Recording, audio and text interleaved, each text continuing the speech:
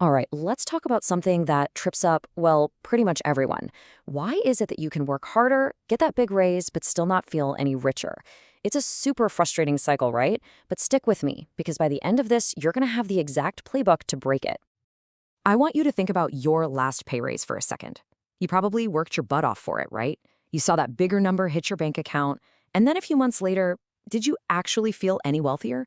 Or does this quote right here just, oof, hit a little too close to home? Yeah, for a lot of us, this is the reality. Okay, so let's get into what's really going on here. We're going to break down this hidden trap. It's this cycle that can quietly, completely sabotage your financial future, especially when you're busy just trying to climb that career ladder. I mean, does this sound familiar at all? You get that promotion, that awesome salary hike, and you're thinking, yes, finally, I can really start saving now. But then, somehow, that big goal, financial freedom, it doesn't seem to be getting any closer. If you're feeling that, trust me, you are not alone. Well, the thing that's messing with you, it has a name. It's called lifestyle inflation. And it's basically this tendency we all have to just spend more as we earn more. It's the reason a bigger paycheck can vanish without a trace. So what's actually going on in our brains here?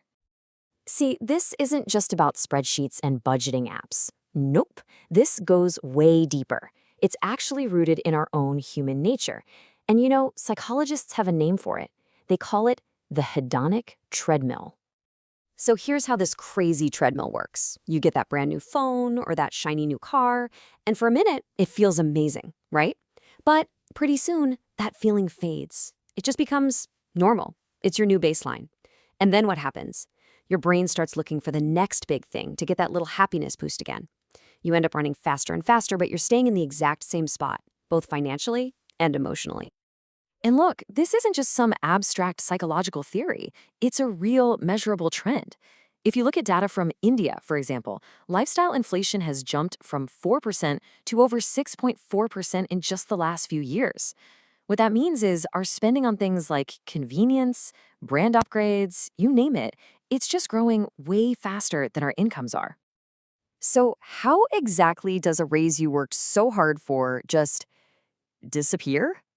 Let's look at the cold, hard math. And I'm telling you, this is where it gets really, really eye-opening.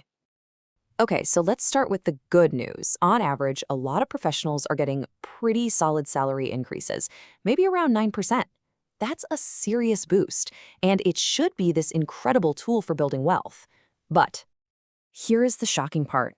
For so many of those same people, the actual increase in what they're saving is zero, zilch. A 9% raise leads to a 0% increase in wealth. It just doesn't make sense, right?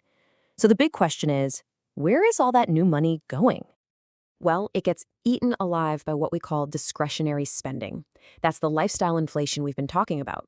The slightly better restaurants, the more frequent vacations, all those premium subscriptions, they basically devour the entire raise before it even has a chance to be saved or invested. Let's put some real numbers to this. Check this out. Say you are making $1 lakh a month and saving 20,000 of it. That's a solid 20% savings rate, right? Awesome. Then you get a huge 50% hike, and now you're making 1.5 lakhs. Amazing. But what if your spending also balloons up to 1.2 lakhs? Look what happens. Yeah, your savings went up a little bit in raw numbers, but your savings rate, it's still stuck at 20%. You're earning 50% more money, but you're not getting any closer to your goal of financial freedom. You're just running in place. Okay, so that's the problem. And it's a pretty powerful trap. But the good news is, there's a surprisingly simple rule that can help you break the cycle for good. Let's call it the 50% wealth hack. This whole idea, inspired by the fantastic book, The Psychology of Money, it all boils down to one powerful concept. You have to stop the goalposts from moving. Instead of letting your financial targets drift further and further away every time you earn more, you have to learn to lock them down. So here's exactly how you do it. It's a 3-step process. Step 1, you get that pay raise. Step 2, the moment it hits, before you even get used to it, you capture it. You immediately set up an automation to send at least half, ideally more like 70% of that new money, straight into your investments. Then step 3, you enjoy the rest of it completely guilt-free. You're basically making a conscious choice to pay your future self first. So this is your new plan. From now on, your raise isn't just one big pile of cash anymore. You got to think of it as being pre-split. The biggest chunk, the majority, goes directly to building your future, to future you. And then a smaller, deliberate slice goes toward upgrading your current lifestyle.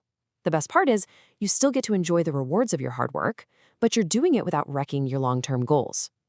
When you really think about it, it all comes down to a choice, a really important choice between long-term freedom and short-term comfort.